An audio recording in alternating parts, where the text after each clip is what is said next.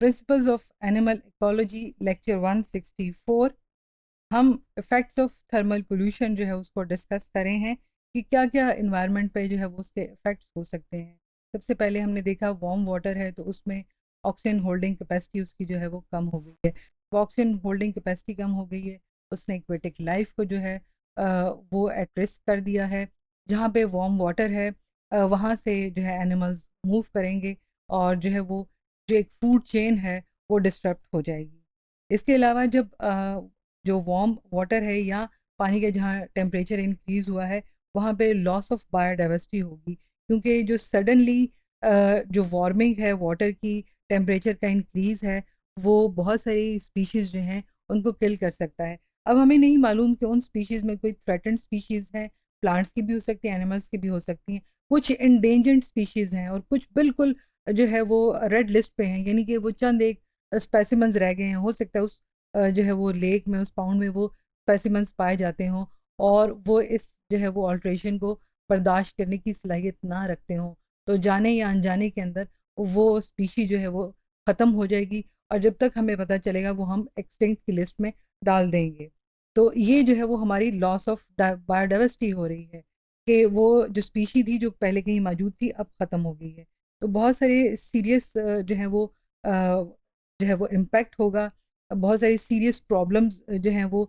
इस जो है sharp increase of temperature of water जो है उसकी वजह से होगा, क्योंकि वो एंडेंजर्ड और थ्रेटेंड स्पीशीज़ को जो है वो एट रिस्क कर देंगे। उनमें से कोई ख़त्म हो जाए, कहाँ हो जाए, यहाँ पे देखा जा सकता है कि गर्म पानी जो है कहीं से निकल कर आ रहा है।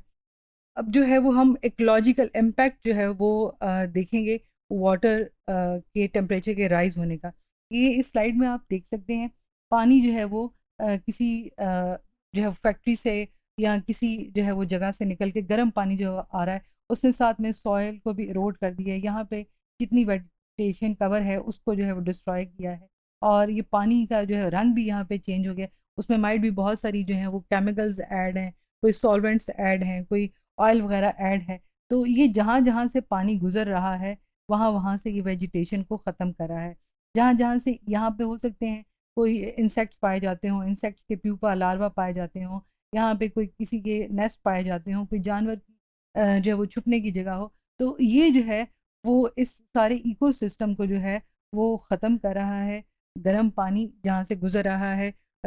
उस वो जो है वो नदी का, नाले का या उस जो है वो झील का, तो ये जो है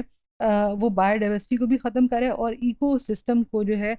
उसको भी जो है वो डैमेज कर रहा है, क्योंकि ये थर्मल शॉक है। ये जो है वो उनको एक टेम्परेचर तेज़ होने का जो है वो शॉक लगा है। तो ह्यूमन बॉडी की तरह तो जो है उसको एसी की सहूलत नहीं मिली, तो लिहाजा वो जो कोई इंसेक्ट्स हैं, फिशेज़ हैं, जो है इंसेक्ट स्पेशली इस जगह पर कोई फिशेज़ हैं, यहाँ पर एम्फिबियंस हैं, तो वो जो है वो ख़त्म हो जाएँगे और this sudden loss of life creatures जो है वो हमारे लिए फर्दर प्रॉब्लम जो है इकोसिस्टम में पैदा करेगी, क्योंकि इसके अंदर ये जो फिशेज़ हैं ये जो यहाँ पे एम्फिबियंस हैं, ये जो इंसेक्ट्स हैं, ये जो है वो सोर्स ऑफ फूड है, सफिशिएंट फूड है, जो कि अवेलेबल नहीं रहेगा इन अ लॉन्गर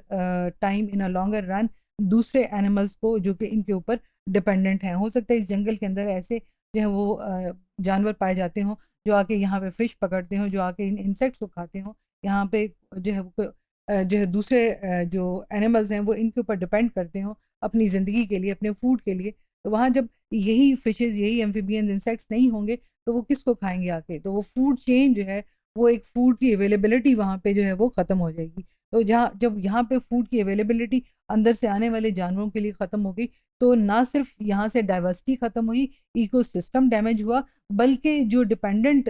जो थे वो एनिमल्स हैं, उनकी तादाद में भी आहिस्ता-आहिस्ता जो है वो कमी वाक़या हो सकती है। इसके अलावा रिप्रोडक्टिव इफ़ेक्ट्स होते हैं थर्मल पॉल्यूशन के। जब एक नॉर्मल टेम्परेचर होता है किसी भी वाटर बॉडी का, पानी का, जिसमें के जानवर रहते हैं, उसमें वो अंडे देते हैं, तो जिस वक़्त जो है वो टेम्परेचर जो है उस वाटर बॉडी का वो राइज़ कर देता है, तो वो बहुत से ऑर्गेनिज़म्स जो उसके अंदर रहते हैं, उनकी जो फर्टिलिटी है, उसको जो है वो इफ़ेक्ट करता है। कुछ जो है ऑर्गेनिज़म्स उसमें जो है एग लेइंग जो है वो डिले हो जाती है कुछ में जो एग्स अगर जो है वो प्रोड्यूस हो गए हैं तो वो एक्सटर्नल उनका शेल जो है वो डैमेज हो सकता है, वो रप्चर हो सकता है।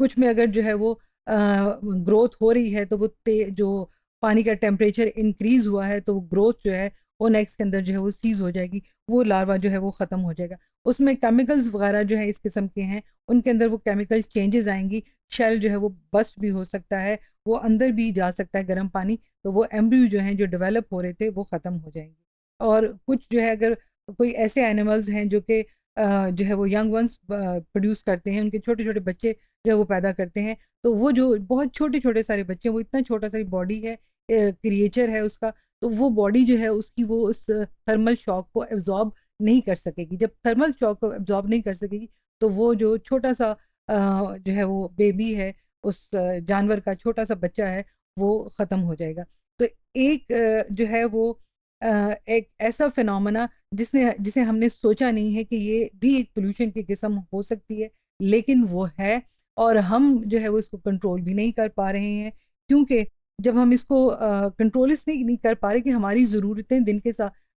वक्त के साथ साथ जो है वो बढ़ती चली जा रही हैं। हमें ज़्यादा से ज़्यादा जो है वो फैसिलिटी की रिक्वायरमेंट है। हम जितनी फैसिलिटीज़ अपने लिए क्रिएट कर रहे हैं एट द कॉस्ट ऑफ जो है वो डिग्रेडेशन ऑफ नेचर कर रहे हैं। नेचुरल रिसोर्सेज डिक्लाइन हो रहे हैं, उनके अंदर हम जो है वो जो है वो ह्यूमन इंटरफेरेंस की वजह से उसके अंदर जो है वो पोल्यूशन, उसके अंदर आलूदगी कॉज हो रही है। आलूदगी इतनी किस्म की है कि हमें अब जो है वो और भी वक्त के साथ साथ आगे पता नहीं और कितनी किस्म की आलूदगी जो है वो डिफाइन होगी। तो ये जो आलूदगी है वो हम जो है वो अनइंटेंशनली जो है वो करते चले जा रहे हैं, फैक्ट्रियाँ लगती चली जा रही हैं, वहाँ से ये पानी चलता जो है वो आ रहा है, वहाँ पे कूलेंट के तौर पर इस्तेमाल हो रहा है, लेकिन जहाँ पे ये पानी ज़िंदगी का बायस होना चाहिए, वहाँ पे ही ज़िंदगी को खात्मे का बायस जो है वो बन रहा है, और वहाँ पे फूड चेन जो है वो आहिस्ता-आहिस्ता ब्रेक हो रही है। तो इसका अगर हम समराइज़ करें तो पता ये चलेगा कि जो इंसान की तरक्की है,